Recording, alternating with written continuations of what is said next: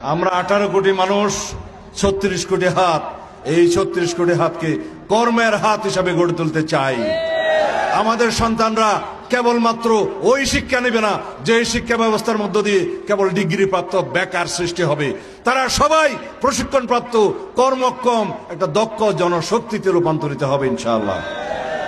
তাহলে সেই বাংলাদেশ বিনির্মাণের জন্য বৈষম্যহীন, সাম্যভিত্তিক, সুবিচার ভিত্তিক বাংলাদেশে আইনের শাসন প্রতিষ্ঠার জন্য আমরা যে বাংলাদেশ চাই, সেই বাংলাদেশ প্রতিষ্ঠার জন্য বিএনপির হাতকে শক্তিশালী করতে হবে। দানের শীষের মধ্যে একটা ভোট দিতে হবে ইনশাআল্লাহ। কারণ বাংলাদেশের পক্ষের শক্তি হচ্ছে বিএনপি। এদেশের জনগণের দলের নাম বিএনপি।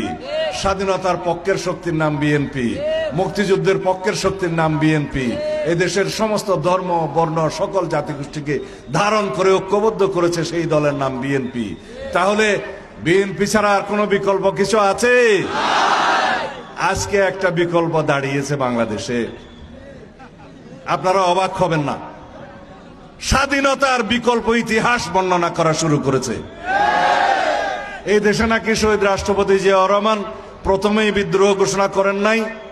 আমাদের আরেকজন মুক্তিযোদ্ধা কর্নেল ওলি সাহেব নাকি সেই বিদ্রোহ ঘোষণা করেছেন।